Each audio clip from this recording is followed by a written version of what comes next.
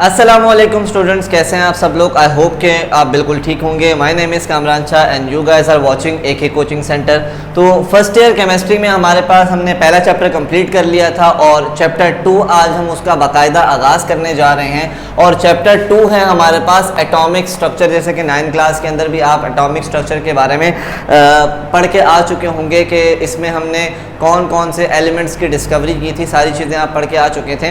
Last book जो old book थी हमारे पास केमिस्ट्री की, उसमें जो सब एटॉमिक पार्टिकल्स थे उनके बारे में और मैटर के बारे में बहुत डिटेल में इस चीज़ के लेक्चर थे। लेकिन अब जो नई बुक आई है इसमें इन तमाम चीज़ों के बारे में, इन तमाम डिटेल्स को उन्होंने शॉर्ट कर दिया है और जो कॉन्सेप्चुअल चीज़ें थी उनको उन्होंने मतलब उस टॉपिक को उन्होंने बड़ा कर दिया। ठीक है, तो सबसे पहले हम एटॉमिक स्ट्रक्चर के ऊपर आते हैं। एटॉमिक स्ट्रक्चर के ऊपर आने से पहले सबसे पहले हमारे पास मैटर, हमें पता होना चाहिए मैटर क्या है, क्योंकि केमिस्ट्री के अंदर हम स्टडी ही मैटर के बारे में करते हैं। ठीक है, अब मैटर जो है anything which occupies space and have mass is called matter।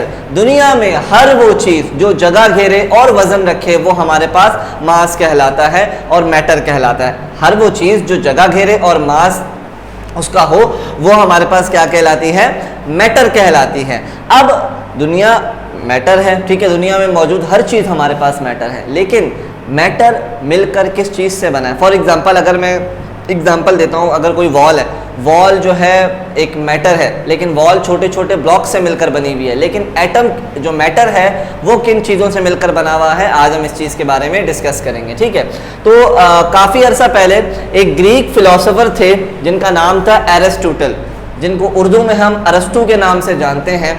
उन्होंने एक प्रेडिक्शन की थी, एक थ्योरी पेश की थी, जिस थ्योरी के मुताबिक उन्होंने ये कहा था कि दुनिया जो है हमारे पास, जो दुनिया है पूरी, वो किन चीज़ों से मिलकर बनी हुई है, आग, हवा, मिट्टी और पानी से मिलकर बनी हुई है। यानी कि उनका कहना ये था कि दुनिया में मौजूद जितनी भी चीज़ें हैं वो आग, पानी, मिट्टी और हवा से मिलकर बनी हुई हैं। ठीक है, बट ये थ्योरी कुछ टाइम तक जो है वैलिड रही। ठीक है, उसके कुछ अरसे बाद कुछ और फिलोसोफर थे, ग्रीक फिलोसोफर ही थे।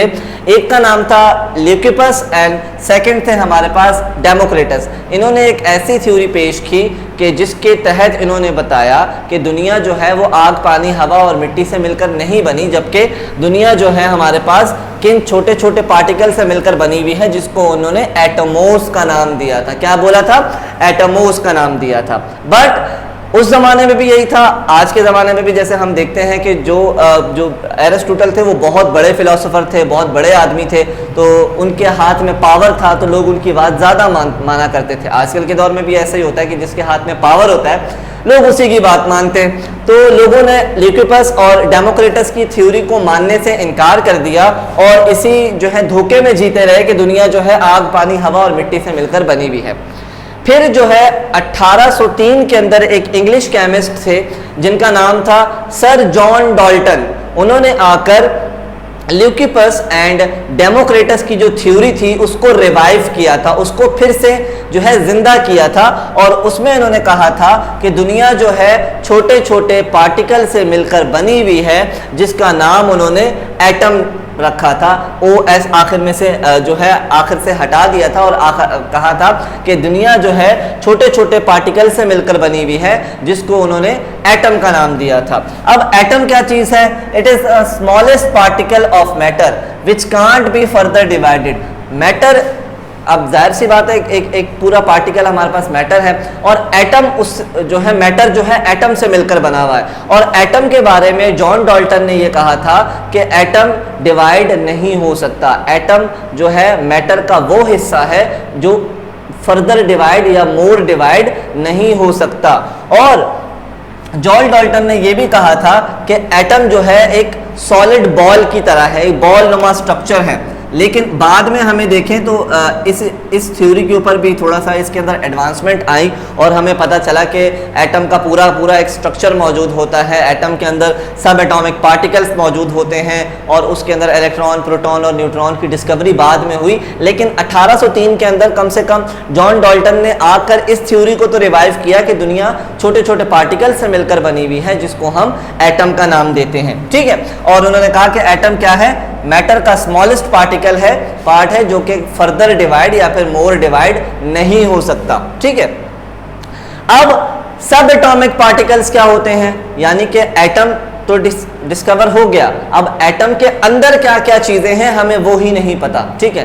तो सब एटॉमिक पार्टिकल्स या फंडामेंटल पार्टिकल्स ऑफ एटम जो है आहिस्ता आहिस्ता डिस्कवर होते रहे, जिनमें हमारे पास डिस्कवर हुआ इलेक्ट्रॉन, प्रोटॉन एंड न्यूट्रॉन, ठीक है। ये तीन चीज़ें, ये तीन पार्टिकल, सब एटॉमिक पार्टिकल जो हैं वो आहिस्ता आहिस्ता डिस्कवर हुए। और यहाँ मैंने एक चार्ट आपके सामने बना दिया है जिसमें मैंने आपको ये बताया है कि कौन कौन से पार्टिकल कब जो है डिस्कवर हुए, उनका चार्ज क्या है, किस मेथड के थ्रू वो जो है डिस्कवर हुए, और बाकी सारी और भी कुछ डिटेल्स मैंने यहाँ पर लिखी है, चार्ट के मुताबिक आपको समझाने की कोशिश की है ताकि आपको अच्छे तरीके से समझ आ जाए। तो सबसे पहले हम देखते हैं कि सबसे पहला पार्टिकल हमारे पास कौन सा ऐसा था जो कि डिस्कवर हुआ था।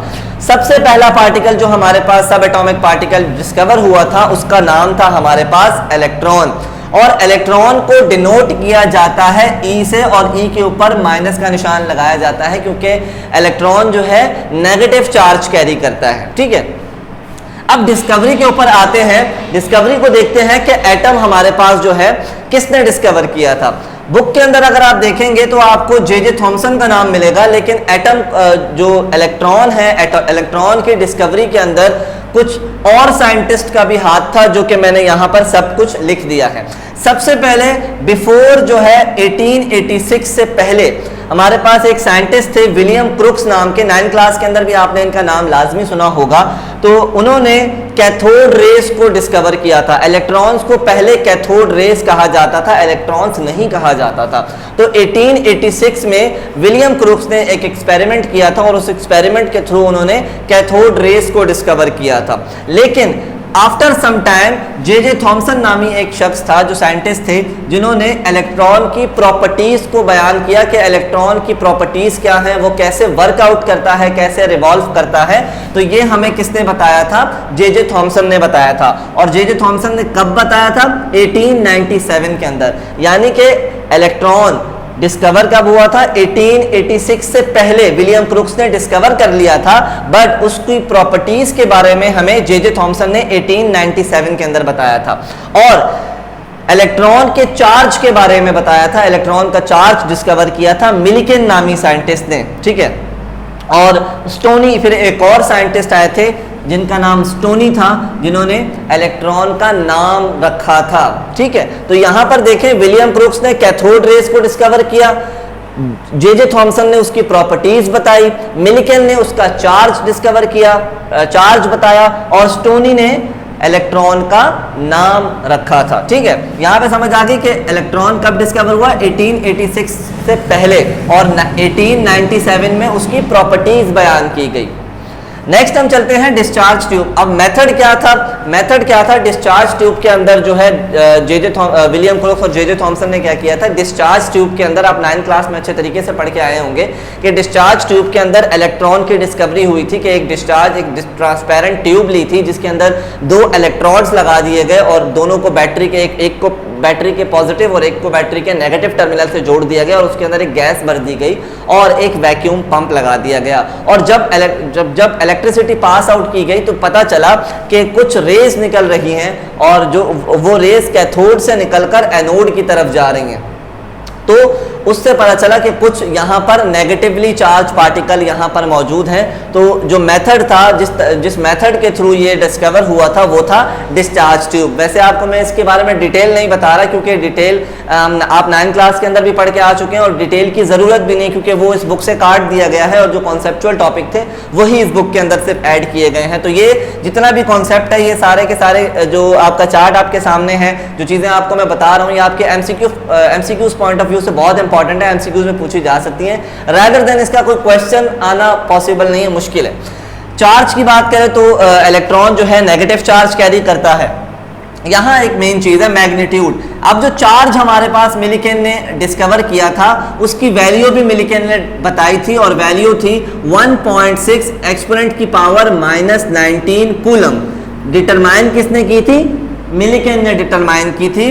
और किस तरीके से डिटरमाइन की थी? ऑयल ड्रॉप एक्सपेरिमेंट से। ये ऑयल ड्रॉप एक्सपेरिमेंट अभी आपने केमिस्ट्री के अंदर आप इतना नहीं पढ़ते, आप अगली क्लासेस के अंदर जब जाएंगे, हायर लेवल के ऊपर जाएंगे, तो आपने ऑयल ड्रॉप एक्सपेरिमेंट भी पढ़ेंगे। तो मिलिकन ने जो है, अभी तक आपने सिर्फ इतना याद रखना है कि मिलिकन ने इसका जो चार्ज है वो किस तरीके से बताया था? By the experiment of oil drop. ठीक है।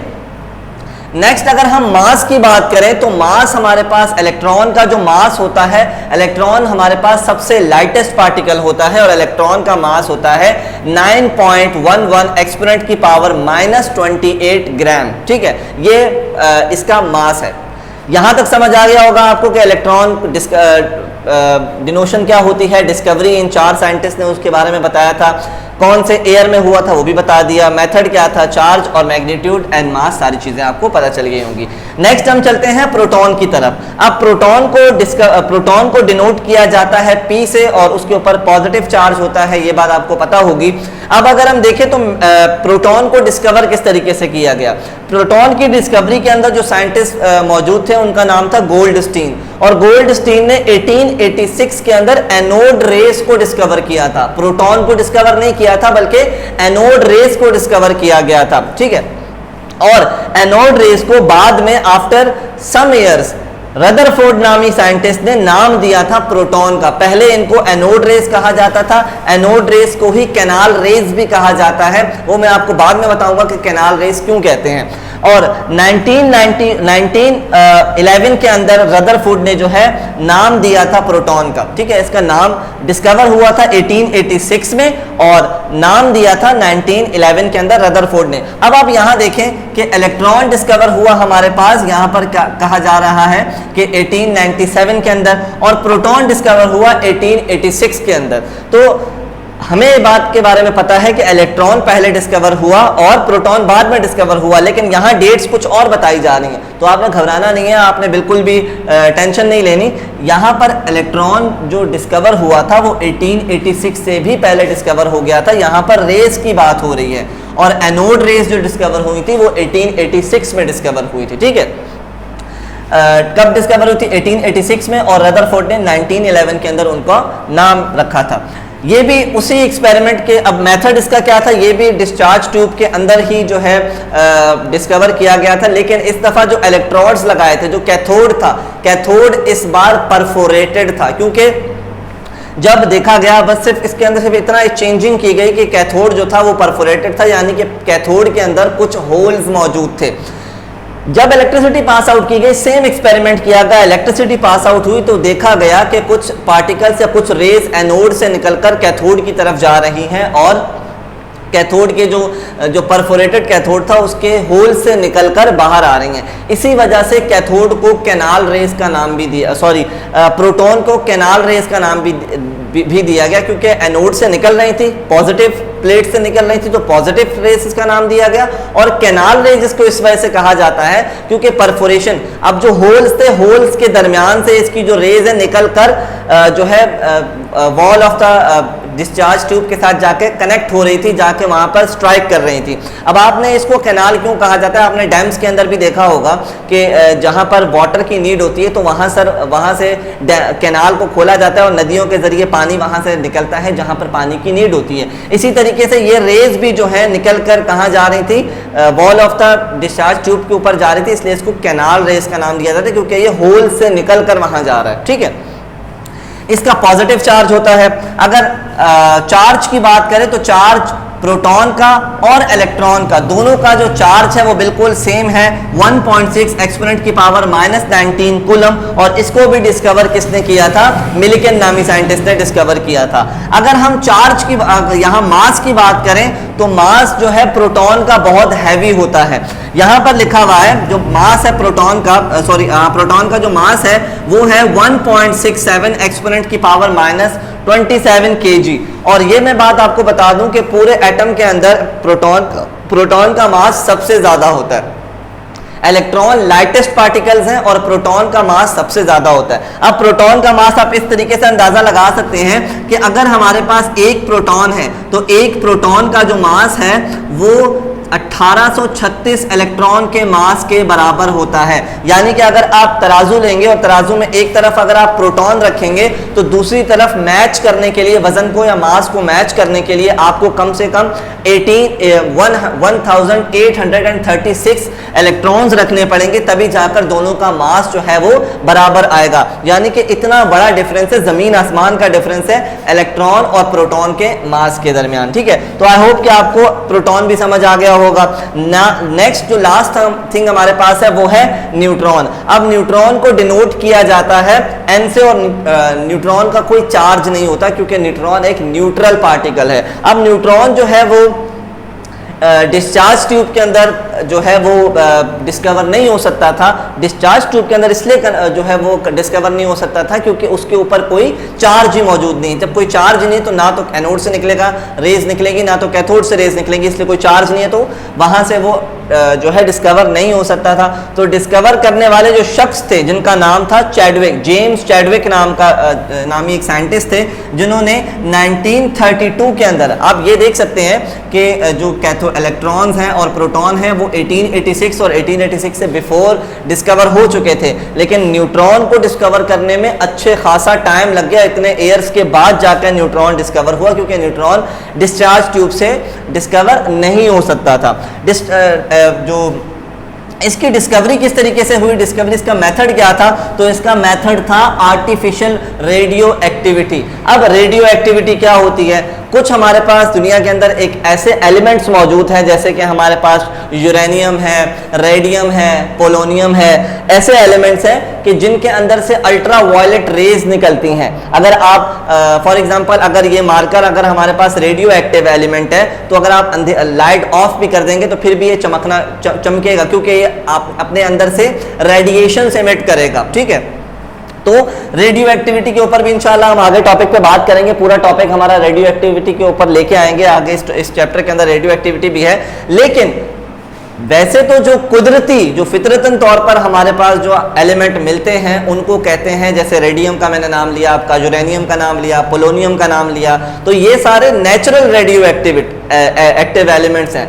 हम खुद से भी रेडियो एक्टिव एलिमेंट बना सकते हैं या किसी चीज़ को रेडियो एक्टिव बना सकते हैं। फॉर एग्जांपल ये मार्कर ये प्लास्टिक से मिलकर बना हुआ है, ये रेडियो एक्टिव नहीं है, लेकिन हम इसको रेडियो एक्टिव बना सकते हैं। किस तरीके से बनाएंगे? इसके ऊपर अल्फा पार्टिकल्स की बम्बार्टमेंट करेंगे हम। ठीक है, अब और मेन चीज़ है कि इसका मैग्नीट्यूड भी जीरो होता है क्योंकि ये न्यूट्रल पार्टिकल है। और अगर चार्ज की अगर हम बात करें तो चार्ज इसका जो मास है वो 1.76 एक्सपोनेंट की पावर -27 है, यानी कि प्रोटॉन के मास से 19-20 का फर्क है, ज़्यादा फर्क नहीं है। आप इलेक्ट्रॉन और प्रोटॉन के मास को देखें तो उसके अंदर ज़मीन आसमान का फर्क है, लेकिन अगर आप प्रोटॉन और न्यूट्रॉन के मास को देखें तो उसके दरमियान सिर्फ 19-20 का फर्क है। यहाँ पर मैंने P proton is equal to, ये इक्वल टू का निशान नहीं है, ये मतलब है कि 19-20 का फर्क है, मतलब कि इतना ज़्यादा मेजर कोई डिफरेंस नहीं आता हमारे पास। अब यहाँ चलते हैं कि आर्टिफिशियल रेडियो एक्टिविटी के जरिए हमारे पास किस तरीके से हमने एक एलिमेंट को जो है डिस्कवर किया या न्यूट्रॉन को किस तरीके से डिस्कवर किया। ठीक है, हमारे पास एक एलिमेंट है बेरिलियम। ठीक है, बेरिलियम हमारे पास क्या है? एक रेडियो एक्टिव एलिमेंट होता है। अब एक टॉर्च हमने बनाई, अब नॉर्मल टॉर्च तो लाइट सिर्फ देती है, लेकिन अब अगर हम उस टॉर्च के अंदर रेडियो एक्टिव एलिमेंट डाल दें तो वो उसके अंदर से जो रेज इमिट होंगी, उसके अंदर से जो लाइट इमिट होगी वो रेडियो एक्टिव लाइट होगी। तो हुआ ये कि एक एलिमेंट लिया गया बेरिलियम, और उस बेरिलियम के ऊपर क्या किया गया? अल्फा पार्टिकल्स की बम्बार्टमेंट की गई। अब रेडियो एक्टिव एलिमेंट होते ही अल्फा, बीटा, गामा, अब आप आगे जाके इस चीज़ के बारे में डिस्कस हम करेंगे तो आपको पता चलेगा। तो एक एलिमेंट लिया गया beryllium, helium, lithium, beryllium. Beryllium का जो एटॉमिक नंबर होता है वो 4 होता है और एटॉमिक मास जो होता है वो 9 होता है। तो उसके ऊपर क्या किया गया? अल्फा पार्टिकल्स की बम्बार्टमेंट की गई, उसके ऊपर बमबारी की गई। जब अल्फा पार्टिकल की उसके ऊपर बमबारी गई तो उससे इमिट हुए हमारे पास क्या? इलेक्ट्रॉन। अब यहाँ पर मैंने एक इक्वेशन लिखी है बेरिलियम का जो एटॉमिक नंबर होता है वो 4 होता है और एटॉमिक मास जो है वो 9 होता है। और यहाँ पर मैंने हीलियम लिखा है। हीलियम बेसिकली हमारे पास अल्फा पार्टिकल्स ही होते हैं। तो हीलियम क्या है हमारे पास, अल्फा पार्टिकल्स ही होते हैं। तो जब हमने हीलियम या अल्फा पार्टिकल्स की बम्बार्टमेंट की किसके ऊपर, बेरिलियम के ऊपर, तो उसने उसको एब्जॉर्ब कर लिया। एब्जॉर्ब किया तो जाहिर सी बात है एटॉमिक नंबर और एटॉमिक मास, उसके जो इलेक्ट्रॉन और प्रोटॉन है उसको भी एब्जॉर्ब कर लिया उसने। जब इलेक्ट्रॉन और प्रोटॉन दोनों को एब्जॉर्ब किया तो 4 + 2 हो गया हमारे पास 6 और 9 + 4 हमारे पास हो गया 13। ठीक है, और अगर हम देखें 4 + 2 6 एटॉमिक नंबर किसका होता है, कार्बन का होता है। यहां पर हमारे पास ये कार्बन बना, लेकिन यहां पर 1 9 + 4 = 13, लेकिन कार्बन का एटॉमिक नंबर क्या होता है, एटॉमिक मास क्या होता है 12। यहां पर ये आ गया और साथ में एक न्यूट्रॉन इमिट हुआ, और यहां से हमें पता चला कि इलेक्ट्रॉन के अंदर एक एटम के अंदर इलेक्ट्रॉन प्रोटॉन तो होते ही हैं, लेकिन उसके अलावा एक न्यूट्रल चीज भी मौजूद होती है जिसको बाद में न्यूट्रॉन का नाम दिया गया, और उसको डिस्कवर करने वाले कौन से शख्स थे, जेम्स चैडविक। फिर से बता देता हूं, बेरिलियम एक पार्टिकल था जिसके ऊपर अल्फा पार्टिकल्स की बम्बार्टमेंट की गई, रेडियो एक्टिव पार्टिकल्स की बम्बार्टमेंट की गई, और उसने उसका एटॉमिक नंबर और एटॉमिक मास दोनों को अपने अंदर एब्जॉर्ब कर लिया। और बेरिलियम का एटॉमिक मास होता है 4, और जब उसने हीलियम के अल्फा पार्टिकल के एटॉमिक नंबर को अपने अंदर एब्जॉर्ब किया तो 4 + 2 होता है 6 एटॉमिक नंबर होता है कार्बन का, बना हमारे पास कार्बन। और एटॉमिक मास अगर आप देखें 9 + 4 13 होता है, लेकिन कार्बन का एटॉमिक मास तो 12 होता है, तो यहां पर 12 आ गया। और इसके अलावा एक जो बचा वो हमारे पास था न्यूट्रॉन, वहां से इमिट हुआ न्यूट्रॉन, और हमें इस तरीके से पता चला कि न्यूट्रॉन नामी चीज़ भी एक एटम के अंदर मौजूद होती है। तो आई होप कि ये टॉपिक आपको अच्छे तरीके से समझ आ गया होगा। आपने इसका स्क्रीनशॉट लेना तो आप ले सकते हैं, और इसको एग्जाम पॉइंट ऑफ व्यू में MCQs के मुताबिक आप अच्छे तरीके से इसकी तैयारी करेंगे, तो आई होप कि आपको अच्छे तरीके से समझ आ गया होगा। इंशाल्लाह नेक्स्ट टॉपिक हम इंशाल्लाह और भी लेके आएंगे आपके लिए इस चैप्टर के। तब तक के लिए अपना बहुत सारा ख्याल रखिएगा। अल्लाह हाफिज़।